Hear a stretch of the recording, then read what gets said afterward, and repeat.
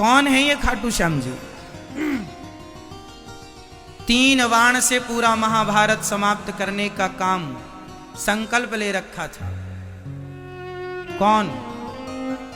बर्बरीक जी ने। 3 बाण से सारा युद्ध समाप्त। भगवान ने कहा अच्छा, यदि इस पीपल के पत्ते पर तुमने 1 बाण से छेद कर दिया तो मैं मान लूंगा कि तुम 3 बाण से पूरा महाभारत जीत लोगे या समाप्त कर दोगे। ठीक है।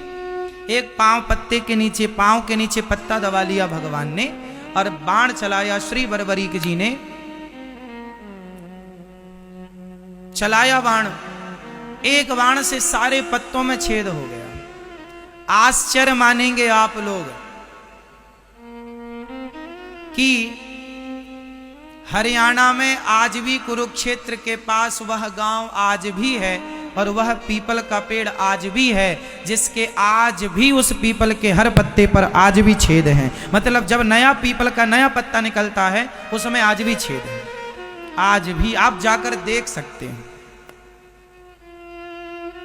आज भी ये बात कितनी पुरानी है? 5000 साल पुरानी है लगभग। भगवान ने तुरंत सिर काट दिया बर्बरीक जी का। हाल कर लूं। अच्छा बताइए, भगवान ने बर्बरीक जी का सिर काट दिया तो क्या भगवान ने बर्बरीक जी के साथ सही किया कि गलत किया? आपके हिसाब से भगवान ने सही किया कि गलत किया? भाई किसी का आपने सिर इसलिए काट लिया कि आप बहुत बड़े बलवान हैं, आप 3 बाण से पूरा युद्ध जीत लेंगे, तो आपका सिर काट दिया गया। तो भगवान ने सिर काट के सही किया भगवान श्री कृष्ण ने या गलत किया? जोर से। सही किया। क्या सही था इसमें? सही किया। चलो मैं मान गया, मैं भी अभी कहूंगा कि सही किया, पर इस सही को सिद्ध करना पड़ेगा। कैसे सही है? इस सही को सिद्ध करना पड़ेगा। कैसे सिद्ध करेंगे आप? चलो हम बता दें आपको। ऐसे सिद्ध होगा कि भगवान ने कहा था कि तुम किसके पक्ष से युद्ध करोगे? बर्बरीक जी ने कहा जो हारेगा मैं उसके पक्ष से युद्ध करूंगा। तो भगवान को पता था कि कौरव हारेंगे, और कौरव हारेंगे तो यह कौरवों के पक्ष से युद्ध करेगा, और कौरवों के पक्ष में यदि इतना बड़ा योद्धा खड़ा हो जाएगा तो कौरवों की शक्ति बढ़ जाएगी। और ये कौरव वही लोग हैं जो भरी सभा में एक नारी का अपमान करते हैं कपड़े उतार कर। तो ऐसे दुष्टों की सेना में ये जाकर उनका बल बढ़ाएं, इसलिए भगवान ने ना चाह करके भी सिर काट दिया। और सिर काटा। भगवान ने कहा बर्बरीक बताओ मैं तुम्हारी क्या अभिलाषा पूरी करूं? अच्छा, सिर कटने के बाद कोई जिंदा रहेगा क्या? बोलो। पर भगवान ने बर्बरीक जी को जिंदा रखा ना, क्योंकि भगवान के हाथ में मृत्यु है साहब। भगवान मरे को जिंदा कर सकते हैं। बताइए भगवान श्री कृष्ण ने किस मरे आदमी को जिंदा किया था? बताओ आप। वो कौन है जिसको भगवान ने जिंदा? बताओ। हाँ मैया बताओ मेरी मां। भगवान श्री कृष्ण ने वो कौन है जिसे मरे हुए को जीवित किया था?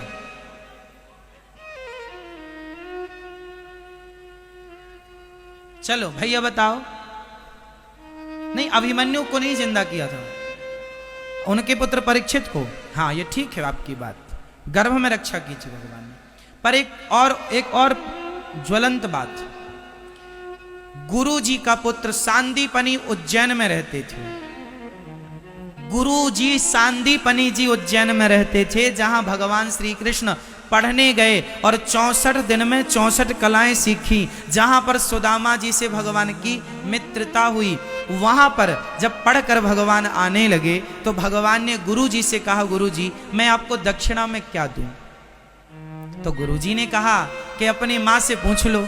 तो गुरु माता से पूछने गए, गुरु माता जी आप बताओ क्या चाहिए? गुरु जी तो कुछ कह नहीं रहे हैं। तो गुरु माता ने कहा, कन्हैया तुम हमें छोड़कर ना जाओ, यही हमारी गुरु दक्षिणा है। भगवान ने कहा, मां मुझे तो जाना पड़ेगा, कुछ और मांग लो। तो फिर एक काम करो, मेरा बेटा था वो मर गया था, कई साल पहले मर गया था, उसकी बॉडी भी खत्म हो चुकी थी, हड्डियों का भी पता नहीं था। हमें जिंदा करके दो। अब भगवान हो, अब भगवान तो भगवान है, ठीक है चले यमराज के पास, चलो हमारे गुरुजी के बेटा को लाओ। महाराज बेटा की आत्मा तो है, सूक्ष्म शरीर तो है, शरीर का आता पता नहीं है। भगवान बोले शरीर हम बनाएंगे, लाओ। शरीर आत्मा ली, सूक्ष्म शरीर लिया, और भगवान है वो साहब, भगवान है जो एक उंगली से पहाड़ उठाने की ताकत। उन्हें सामान्य पुरुष ना कहा करो, सामान्य इंसान सामान्य पुरुष मानना भी अपराध है। गुरुजी के मरे हुए पुत्र को शरीर बनाया भगवान ने अपने बल से, और आत्मा डाल दी, जिंदा करके दिया था गुरुजी का बेटा। ऐसे भगवान है, जो भगवान गुरु पुत्र को जीवित कर सकते हैं, वो बरबरीक जी के कटे हुए सिर को बचाए रखें, इसमें कोई आश्चर्य नहीं। अब भगवान ने कहा बताओ तुम्हारी क्या इच्छा है। बरबरीक ने कहा मैं आपके हाथ से मरना चाहता था, इसलिए मैंने जिद की आपसे, मैं आपके हाथ से मृत्यु चाहता था। भगवान बोले अब तुम मरोगे नहीं, इच्छा बताओ। बोले मैं महाभारत देखना चाहता हूं कि इस महाभारत में कौन योद्धा है। एक पर्वत के शिखर पर भगवान ने रख दिया कटा हुआ सिर, और कहा कि अब तुम्हें दर्द नहीं होगा, पीड़ा नहीं होगी, कोई कष्ट नहीं होगा। रखा, 18 दिन तक खूब युद्ध हुआ। युद्ध पूरा हुआ, पांडव जीत गए। कुछ दिन के बाद भगवान बरबरीक जी से मिलने गए पांडवों को लेकर। भगवान ने बरबरीक जी से कहा भैया बताओ कि महाभारत में तुमने सबसे बड़ा योद्धा किसे माना है, किसे आप बड़ा योद्धा मानते हैं। अर्जुन को लगा अपने ही नाम आएगा, गांडीवधारी। भीम भैया बोले हमारा गदा काम कर गया है। पर बरबरीक जी ने मुस्कुराते हुए कहा प्रभु इस महाभारत में मुझे आपके सुदर्शन चक्र के अतिरिक्त कुछ दिखाई ही नहीं पड़ा। पांडवों का अर्जुन जो जो बाण छोड़ता था अपने गांडीव से, वो 10 कदम पे जाके गिर जाते थे। वो तो आपका सुदर्शन चक्र उन्हें गति प्रदान करता था, उन्हें बल प्रदान करता था। अब अर्जुन को समझ में आया कि महाभारत के असली हीरो हम नहीं, ना करते हुए भी भगवान सब करते हैं। जैसे महाभारत में कुछ ना करते हुए मेरे कन्हैया ने सब कुछ किया, भगवान ना करते हुए सब कुछ करते हैं। तो बरबरीक जी से कहा अब तुम्हारी इच्छा बताओ। प्रभु बस आपका दर्शन हो गया, कोई कामना नहीं। भगवान बोले सुनो तुम निर्दोष हो, तुमने कोई अपराध तो किया नहीं, मैं तुम्हें मृत्यु दंड किसका दूं। इसलिए जाओ, अब से तुम खाटू में रहना, और मेरे अब तुम बरबरीक के नाम से नहीं, मेरा अपना, मेरे बहुत सारे नाम है। गोविंद है, गोपाल है, मनमोहन है, मदन मुरारी है, गिरिवरधारी है, दामोदर है। इनमें एक नाम है मेरा श्याम सुंदर। तो जो श्याम नाम है वह श्याम नाम मैं तुम्हें प्रदान करता हूं। तुम जाओ और खाटू में निवास करो, और तुम अब कलयुग में जो हार रहे हैं भक्त, उन हारे के सहारे बनते रहना। इसलिए उन्हें हारे का सहारा कहा जाता है। और श्याम नाम भगवान ने प्रदान किया, तो श्याम के नाम से चूंकि खाटू में विराजे तो खाटू श्याम कहते हैं। बोलिए खाटू श्याम की। ऐसी कथा है श्री खाटू नरेश की। इसलिए 3 बाण उनके पास आज भी हैं। आप देखते हैं, दर्शन करते हैं, हारे के सहारे हैं। मतलब अब हारे के सहारे का मतलब ये नहीं कि तुम गलत काम करो और पुकार लो हे खाटू श्याम हम तो गलत चोरी करते करते पकड़े गए, अब बचाओ। ऐसे हारे का सहारा नहीं है, जो सच के रास्ते पर हैं। और यदि उन्हें कोई कष्ट है तो भगवान चाहे आप कृष्ण नाम को पुकार लो, राम नाम को पुकार लो, खाटू श्याम नाम को पुकार लो, गोविंद देव जी को पुकार लो, जो सच्चे मन से जिनको पुकारेंगे, क्योंकि सब एक ही है, तो आप पुकार लें, भगवान उस रूप में आकर के आपकी मदद करते हैं। इसलिए आपको पहले सच्चा बनना पड़ेगा। भगवान सत्य के साथी हैं, झूठ के साथी नहीं है। झूठ का साथ बरबरीक देने चले थे तो भगवान ने उनका भी सिर काट दिया, हाँ या ना।